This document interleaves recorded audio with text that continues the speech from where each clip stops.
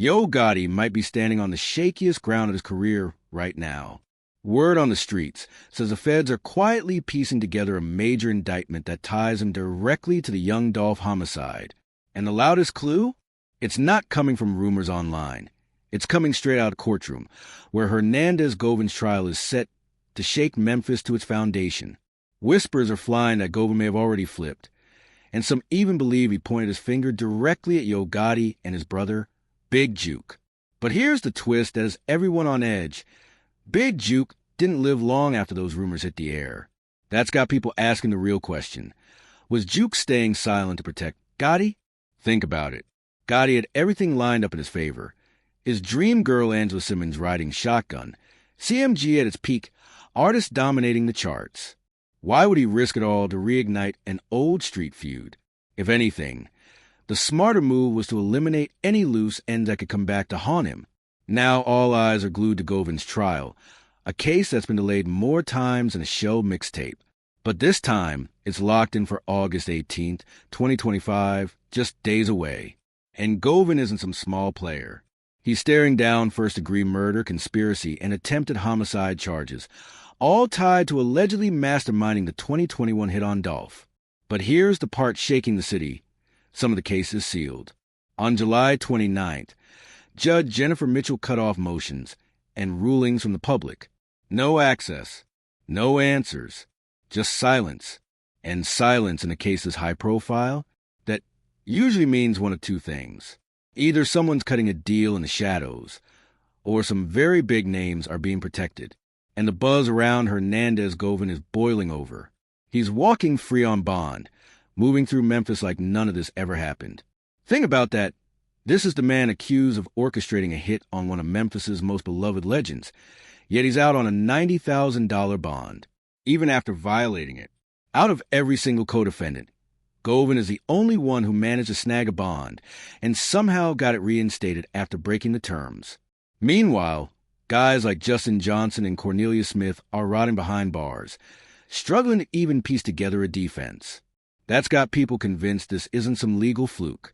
This is strategy, a power move. Insiders swear Govin already gave the feds exactly what they wanted, maybe even names. Names like Big Juke, names like Yo Gotti. Just look at the timing. Sealed documents. Govin's bond magically back in place. A trial ready to explode with the main chess piece walking around free. That's not coincidence. That's cold calculation. And if Yo Gotti's name gets dropped inside that courtroom, we might be staring at the single biggest collapse in Memphis rap history. And here's where it gets even more deadly for Gotti. Prosecutors have openly claimed Big Juke tossed up a $100,000 bounty to erase Dolph from the map. Court files and street whispers put Govin as the middleman, the connector who links shooters with cash and the target. Govin set the board. Big Juke moved the pieces. And CMG? They might have been the whole game. But here's the catch. When the hit actually went down in 2021, the shooters expected that full $100,000 bag. Instead, they walked away with scraps, somewhere between $800 and $1,500 each. Money traced back to Juke, not Gotti himself. That little detail has Memphis buzzing. Was this really a CMG finance hit? Or was Juke freelancing, making moves on his own? Because if that money trail connects back to CMG, even indirectly, Yo Gotti's empire isn't just under fire. It's sitting dead center in the Fed's crosshairs. At that point, this isn't rap beef. This is organized conspiracy territory. And it's getting darker by the day. Big Juke's death in January 2024 shook the city like thunder, and the timing couldn't have looked more suspicious. By then, Hernandez Govin was already behind bars, and whispers about him cooperating were getting louder. Then suddenly, boom, Juke is gunned down. Some people believe it was Dolph's camp finally striking back, but others are convinced it was a cleanup job, wiping Juke out before he could ever be used against the bigger names in play. Stack that up against Govin's sealed trial, his shocking freedom on bond, and Yo Gotti staying silent on his own brother's murder, and the whole picture feels less like grief and more like calculated strategy. Publicly, Gotti looks untouchable, grinning on red carpets, stacking deals, holding Angela Simmons close. But behind the curtain, CMG looks like it's circling the wagons, preparing for a storm that could swallow the entire empire. Because here's the harsh truth. If Govan starts naming names in that courtroom, the crosshairs won't be aimed at just anyone. They'll be locked on Gotti himself. And that's what makes Big Juke's role so critical. He wasn't just Gotti's brother. He was the money man, the logistics guy, the bridge between CMG and the shooters accused of pulling the trigger on Dolph. With Juke gone, that bridge is broken. And his death? It hit Memphis like a silent bomb. No suspects. No arrests. Just a major street figure erased outside a restaurant. Just hours after he'd been at a family burial. Anyone paying attention knows this wasn't random. It was surgical. Juke was killed after a funeral, in a setting so low-key it looked effortless. Whether or not he was truly flipping didn't even matter. The suspicion alone painted a target on his back. But what really set people buzzing was how Gotti handled it. No tears, no statements, no attempt to shut down the rumors. Just silence. And in the streets, silence screams louder than words. If Juke acted alone, if CMG had zero involvement, why wouldn't Gotti come out swinging to kill the noise? He didn't. And that silence leaves one question hanging in the air like smoke. Was Juke's murder revenge, or was it a cover-up? A clean-up job to protect Gotti, right as the feds closed in and Dolph's case threatened to reopen the wounds of Memphis? Some believed taking Juke out was the only way to buy Gotti more time, to make sure his legal defense was airtight before the storm hit. And now, with the trial days away, here's the kicker. Everything that CMG has built could come crashing down with just one name whispered in the courtroom. Losing Big Juke wasn't the only blow Gotti took. His love life started unraveling. Too. Not long after his brother's murder, Angela Simmons didn't slam the door shut. She just slipped away. Quiet, graceful, on her own terms. Then she sat down on Angie Martinez's show and dropped the kind of bomb no gossip site could spin. Angie asked her point blank, "Angela Simmons, are you telling me right now you're in your single girl era again?"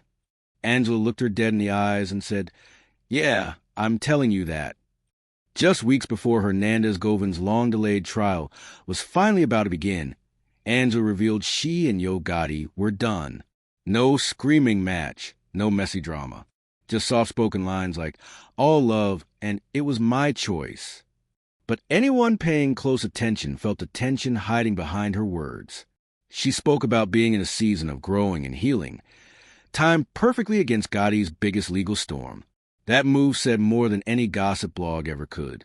Sure, some tried to blame it on Gotti's busy schedule. Others pointed to his close ties with Glorilla. But plenty saw something way bigger.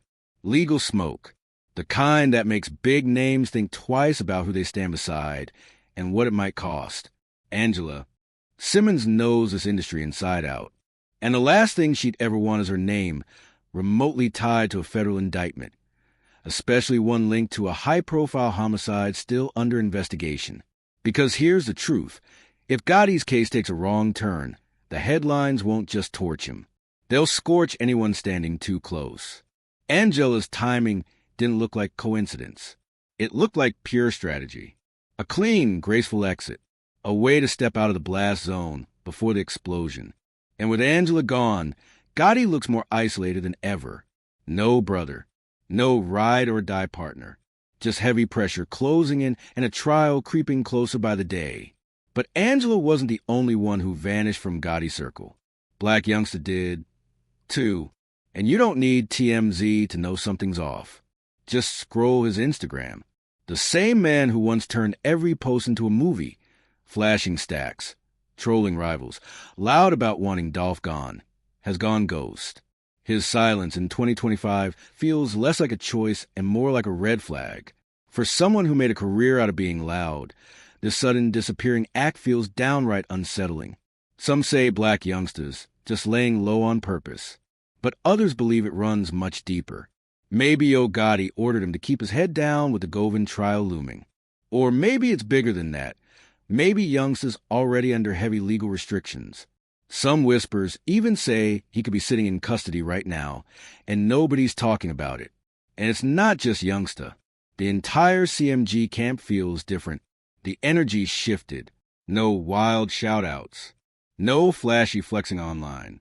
Just a cleaner, quieter brand image. Like the whole crew slid into stealth mode, moving careful, like they know a storm's about to crash down, and they're bracing for impact. The silence doesn't feel random. It feels like strategy. And when you remember Youngster's history with Dolph, the blatant disrespect, the internet wars, the reckless tension, that silence feels even louder. If anyone should have something to say right now, it's him. But whether it's loyalty, fear, or straight-up legal pressure, nobody knows. What we do know is this. His disappearing act lines up perfectly with CMG's strained behavior. And when you zoom out, the whole thing doesn't look random. It looks calculated. Because if you've watched the feds work before, you know this playbook. They start at the bottom, the shooters, then they squeeze the middlemen, then they climb to the money man. And once the whole structure is mapped out, they aim for the top. Right now, every sign points to Gotti being that final target. And we've already seen the first steps play out. Justin Johnson, Cornelius Smith, one of them already flipped, spilling key details about who promised money and who gave the orders. That's the kind of federal leverage that can flip a life sentence into a bargaining chip. And all eyes are on Hernandez Govan. Because if he's really cooperating, the feds aren't just digging into the shooters. They're hunting for the financiers, the planners, the ones who greenlit the entire hit. If Govan handed over text messages, Cash App receipts, or anything that ties back to CMG's top brass, then we're talking RICO, straight federal conspiracy. Because once prosecutors prove the hit was organized, financed, and carried out through a structured crew, it all flips into a criminal enterprise. And that's when the game changes. Suddenly, it's not about one murder. It's about an entire organization. The pressure isn't just real. It's climbing every day. And every thread traces back to the same place, the brazen daylight killing of young Dolph and Makeda's homemade butter cookies in 2021. What started as a heartbreaking tragedy for Memphis is unraveling into something far more calculated, a tightly run operation being dismantled piece by piece. And if those dots connect, this won't just be a Memphis case anymore. It'll turn into a full-blown federal RICO strike, one that doesn't just target the shooters, but everybody from the bagmen to the executives calling shots at the top. And if that happens, Gotti's name won't just be whispered in court. It'll land in bold print on the indictment. That kind of paperwork would shake the Memphis rap scene to its core. And even without an official indictment yet, Gotti's moves already look like a man bracing for impact. This isn't just him pulling back on social media. He's erasing himself from sight. The same man who once proudly called himself the face of Memphis, lighting up red carpets and rolling loud stages, is now moving in shadows. That kind of retreat doesn't happen unless heavy legal moves are coming. And Gotti's inner circle? It's cracking apart in real time. Big Juke, gunned down in broad daylight, right as whispers about cooperation were growing louder. Black Youngster, gone silent without explanation. Angela Simmons, walking away just weeks before Govan's trial date dropped. These aren't coincidences. They look like fallout. The kind of fallout you see when a storm is about to hit. And here's the dangerous part. Cornelius has already testified that Big Juke promised $100,000 to take Dolph out. Govan is pegged as the middleman, the one linking shooters to the money. But here's the twist. The payout was never fully delivered. And in the streets, a broken promise can turn into broken silence real quick. Right now, Govan is the only major player left in this case who isn't either locked up or dead. And that alone screams one thing. He gave the Fed something they valued. And in a murder-for-hire setup, it doesn't matter if you never pulled the trigger. If you funded it, planned it, or even just looked the other way, the law hits you with the same weight. If Govan handed over phone logs, payment records, or proof that CMG money fueled the hit, that's all prosecutors need to lock this case down. And that's why this trial is so dangerous. It's not just about what we'll see in open court. It's about the sealed evidence we don't. Because prosecutors don't seal cases to protect the guilty. They seal them to protect the bigger play. To shield evidence while they aim at the next target. If Gotti's name is buried inside that paperwork, when it finally comes out, it could shake the Memphis rap game to its corrosiveness structures. documented beefs, internal money trails, direct ties to violent acts. This isn't just beef anymore. It's a blueprint for conspiracy. The Dolph murder doesn't look like a rap feud gone too far anymore. It looks like a paid contract hit. And that's exactly the kind of setup that cracks open the door for a federal RICO strike. Under that kind of charge, Gotti doesn't need to pull a trigger or even send a text. If prosecutors can prove he knew about the plan and let his network move, the hammer drops on him just the same. And if Gotti goes down, it won't just be a fall from grace. It'll be the collapse of one of the most powerful camps in Southern hip-hop.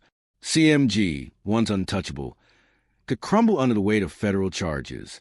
The gears are already turning. The walls are closing in, and the storm is only getting louder by the day. So before this next chapter explodes, make sure you hit that subscribe button, like this video, drop your thoughts and comments, and share it with your people. Because trust me, this storm, it's only getting started.